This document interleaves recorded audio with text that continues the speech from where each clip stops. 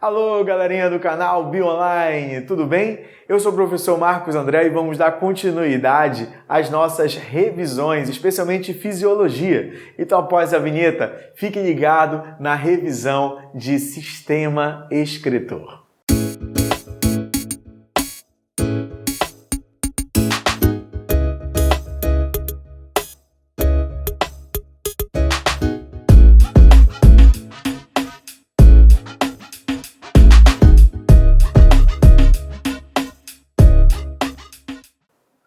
Alô, galerinha, tudo bem? O sistema excretor é fundamental porque ele está diretamente relacionado à eliminação dos famosos produtos do metabolismo, que podem ser tóxicos e esses produtos eles necessitarão ser eliminados do nosso corpo.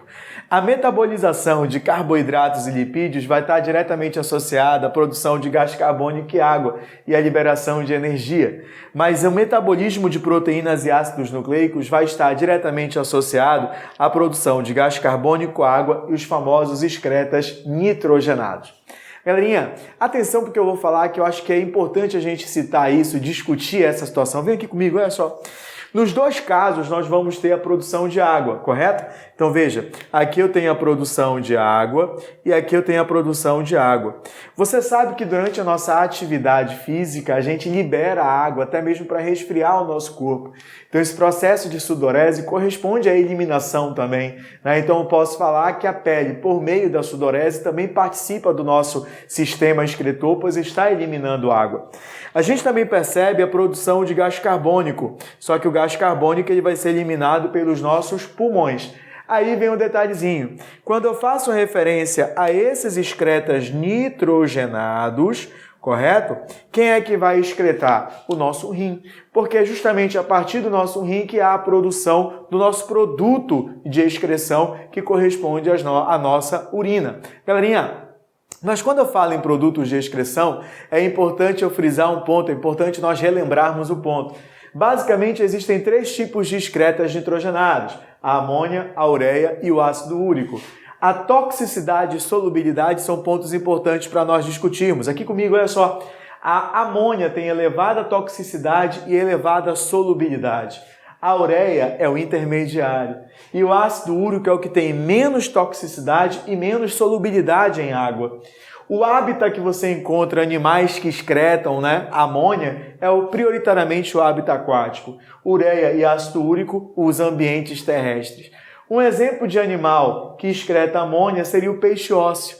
Cuidado, porque os peixes cartilaginosos já são animais ureotélicos, ou seja, excretam ureia. Nosso caso, o mamífero, a grande maioria, a imensa maioria, vai eliminar ureia como produto de excreção. E o ácido úrico nós temos aves e répteis. Por que é importante a gente frisar a questão da toxicidade e da solubilidade? Porque aqui eu tenho uma escala decrescente de perda de água. Então eu posso falar que os animais que excretam ureia e ácido úrico são aqueles animais plenamente adaptados ao ambiente terrestre. Inclusive, a gente pode falar que a eliminação de ácido úrico é fundamental nessa conquista do ambiente terrestre. Marcos, o que eu tenho que levar em consideração para a minha prova que determina a conquista do meio terrestre?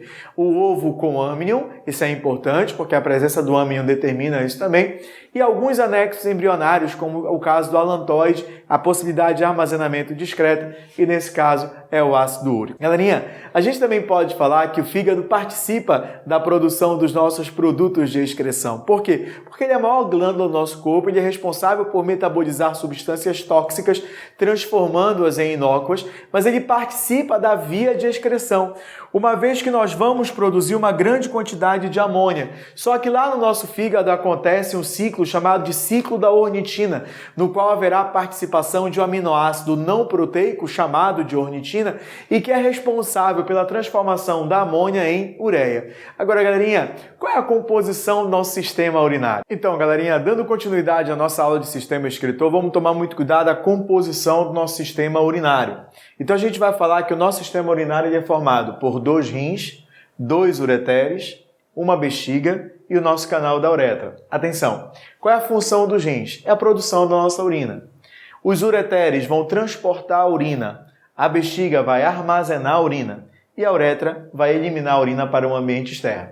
A uretra das meninas participa apenas do sistema excretor, enquanto que a uretra dos meninos do sistema reprodutor e do sistema excretor. Atenção que aqui no interior da nossa bexiga urinária nós vamos encontrar um músculo liso de contração involuntária. Portanto, quando distende a bexiga, ele automaticamente contrai para eliminar essa urina pelo canal da uretra.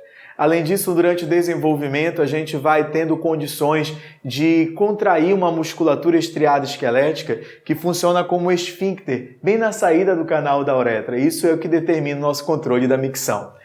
Você tem que ingerir bastante água por conta justamente da formação de cálculos renais ou a litíase renal. E isso é evitado com a ingestão de bastante água. E o cálculo renal, a pedra no rim, quando ela é formada, pessoal, ela vai sair do teu rim e vai cair no teu canal da uretra. Então imagina, nesse percurso ela vai causando inúmeras lesões, muita dor, por isso que a gente sente uma dor na região lombar. Então é fundamental para que a gente evite esse cálculo renal e todas as consequências que pode levar, inclusive, a uma infecção urinária grave, a gente tem que ingerir bastante água. Agora, como é que se dá o processo de formação da nossa urina? A formação da nossa urina se dá baseado a 3 processos básicos, que é a filtração, a reabsorção e a secreção tubular. No nosso rim, nós vamos encontrar uma unidade formada por células altamente especializadas, que ela é denominada néfron. E uma das características marcantes da produção da nossa urina é que ela é formada a partir da filtração do nosso sangue. Então, o nosso sangue ele vem sob elevada pressão pela artéria renal e se ramifica nessa arteríola renal, que é a arteríola aferente, e ela vai fazer parte de um novelo no interior do que nós chamamos de néfron. Bem aqui, pessoal, nós temos a cápsula e nessa etapa acontecerá o processo chamado de filtração. Então, esse número 1, bem aqui, é o que nós chamamos de cápsula de Bowman e aqui ocorrerá o processo de filtração. Então, a filtração do nosso sangue é justamente o passo inicial para que ocorra o processo de formação da urina. Então, as células não atravessarão para o néfron, as proteínas de elevado peso molecular também não atravessarão. Sairá do néfron em direção, ou melhor dizendo, sairá do sangue em direção ao néfron unidades como aminoácidos, alguns elementos minerais, uma grande quantidade de água. Aí tem um detalhezinho, esse filtrado ele é formado por substâncias que são prejudiciais e por substâncias que são úteis. As prejudiciais elas serão eliminadas. As úteis serão reabsorvidas, que é o segundo passo para a formação da nossa urina. Então, aqui no túbulo contorcido proximal, haverá uma intensa reabsorção de aminoácido, uma intensa reabsorção de glicose, uma intensa reabsorção de sódio. Tudo bem, pessoal? E essa reabsorção, ela é ativa. Por que ela é ativa? Porque haverá consumo de energia. Não é à toa que as células de revestimento do teu túbulo renal, elas são ricas em mitocôndrias para gerar a energia necessária para esse processo de reabsorção. O teu sangue está ficando cada vez mais concentrado. Então, ficando cada vez mais concentrado, haverá necessidade dele estimular um pouquinho a reabsorção de quê? De água. Então, a água ela está indo para o teu sangue, porque o teu sangue está hipertônico. E lembra que água você tem que poupar. Então, você tem o processo de filtração, que ocorre aqui na cápsula de Bowman, aqui no glomérulo de Malpighi, e eu tenho o processo de reabsorção ativa e reabsorção passiva. Galerinha, chegou na alça de Henle, a alça de Henle, o ramo descendente, é bastante permeável à água, então mais água vai sair. O teu sangue está ficando concentrado. Só que o ramo ascendente, ele é extremamente permeável ao sódio e basicamente impermeável à água. No entanto, essa saída de sódio ela é determinada por um hormônio chamado de aldosterona. A aldosterona é um hormônio produzido lá no córtex das adrenais e estimula a eliminação de potássio e a reabsorção de sódio. Lembra que esse sódio está indo para o teu sangue, então, consequentemente, ele começa a estimular também um pouquinho a reabsorção de água. No entanto, pessoal, essa reabsorção de água determinada pela aldosterona é feita de forma indireta. A função dela é estabelecer a reabsorção de sódio. E aqui no túbulo contorcido distal, além da aldosterona, haverá também uma intensa reabsorção de água. E essa intensa reabsorção de água, ela já é determinada por um outro hormônio. E nesse caso, o hormônio que estimula essa reabsorção de água é o famoso ADH, o hormônio antidiurético ou vasopressina. Cuidado com o detalhezinho que é muito cobrado em prova. Pessoal, vou colocar aqui embaixo, ó. O ADH. O ADH ele vai ser inibido se você fizer ingestão de álcool. Se você ingerir álcool, se você ingerir, por exemplo, diuréticos, você vai ter uma inibição do ADH. Por outro lado, o ADH vai ser estimulado se você passar por um processo de desidratação. Então veja a relação que eu vou fazer para ficar bem simples para você entender. Se você estiver fazendo uma atividade física, você sua. Se você sua, você desidrata. Então você produz mais ADH. O que esse ADH vai fazer? Estimular a reabsorção de água. O que ocorre com o teu volume urinário? Diminui. O que acontece com a concentração de soluto na urina? Aumenta. Então atenção para esse detalhezinho que é importante. Se você ingere bebida alcoólica, se você ingere, por exemplo, diurético, o ADH vai ser inibido. Qual é a consequência? Menor reabsorção de água. O volume urinário aumenta e a urina ela está diluída. Então você vai desidratar. Então, galerinha, toma muito cuidado com a seguinte situação. Existem pessoas que elas apresentam deficiência no ADH, ou seja, eles não produzem ADH. E estas pessoas que não produzem ADH vão desenvolver um quadro de diabetes, a famosa diabetes insípidos.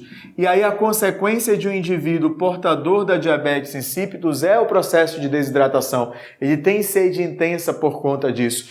Veja que aqui eu citei basicamente o processo de filtração e o processo de reabsorção. Eu não citei o processo relacionado à secreção tubular, que é importante. Atenção, galerinha! O nosso túbulo renal, ele vai secretar bicarbonato para o nosso sangue. Ele vai secretar bicarbonato para o nosso sangue. E Marcos, por que é importante ele secretar esse bicarbonato para a corrente sanguínea? Que é justamente porque como há muita atividade metabólica, a acidez do teu sangue está aumentando. Não é à toa que ele também vai absorver uma certa quantidade de íons H+. Então, galerinha, cuidado, o teu rim ele vai jogar bicarbonato para o sangue e vai absorver íons H+. Então, ao longo da formação da urina, o que você vai observar? Acima de tudo, o aumento da concentração da urina e o aumento da acidez da urina. Isso é fundamental para a gente entender. E é claro que também ele vai absorver a amônia e a ureia, principalmente, que é produzido pela nossa atividade metabólica. Então, a nossa formação da urina envolve a filtração, a reabsorção e a secreção tubular. Perceba que o nosso rim, pelo fato de jogar bicarbonato para o sangue e absorver íons H+, ele também é fundamental para o controle ácido básico. Não é à toa que pessoas que apresentam insuficiência renal, elas desenvolvem um quadro de acidose metabólica. Atenção para isso. Então, qual vai ser a composição básica da nossa urina? A composição básica da nossa urina vai ter, pessoal, vamos lá. Cloreto de sódio, vai ter um pouquinho de amônia, vai ter um pouquinho de ureia, vai ter um pouquinho de ácido úrico e bastante ureia. Nós somos animais ureotélicos. Agora, é possível apresentar hemácia? Sim, mas não é o normal. É possível apresentar glicose? Sim, mas caso nós venhamos apresentar glicose na urina, que é um quadro de glicosúria, há um indicativo de que a reabsorção de glicose não está sendo feita com eficiência, porque há uma grande passagem de glicose do sangue para o filtrado. Então, há um processo de reabsorção, mas ele não foi suficiente para eliminar a glicose da tua urina. Então, isso é um indicativo provável de diabetes mellitus. Agora, galerinha, como o sistema excretor elimina produtos do metabolismo, ele também é utilizado para identificação, por exemplo, de casos de doping. Então, atenção para isso. E atenção aos métodos que algumas pessoas de maneira ilícita fazem. Se elas utilizam muito esteroide anabolizante, é muito comum ter resíduos metabólicos desse esteroide na corrente sanguínea e, consequentemente, na urina. Então, o que eles fazem? Fazem a administração de diurético. Como é que o diurético vai influenciar? Ao fazer o uso de diurético, inibe o ADH, diminui a reabsorção de água, aumenta o volume urinário, porém uma urina bastante diluída que queria mascarar a presença dessas substâncias, porque elas estariam bem diluídas nessa urina com uma grande quantidade de água. Então, vou repetir, para mascarar os efeitos antidopings ou o doping, é utilizado diurético que inibe o ADH, aumenta o volume do urinário, uma urina bastante diluída e, consequentemente, essas substâncias, esses produtos, eles ficam ali diluídos no nosso produto de excreção. Atenção também para a função que a renina tem, que é produzida pelo nosso rim, no controle da pressão arterial. Se a pressão arterial cai muito, o teu rim libera renina. O que ela vai fazer? Vai estimular a conversão do angiotensinogênio em angiotensina. Essa angiotensina, pessoal, ela é interessante. Ela estimula a liberação de aldosterona. Se estimula a liberação de aldosterona, aumenta a reabsorção de sódio, aumenta a reabsorção de água. Como o teu vaso sanguíneo está diminuindo de volume, vai aumentar a pressão arterial e assim retoma a filtração glomerular. Então perceba como o teu rim é importante, porque ele elimina produtos da excreção. O teu rim é fundamental no controle ácido básico e o teu rim é essencial também para a manutenção da pressão arterial. Então fique ligado nas nossas próximas aulas aqui do canal Bionline.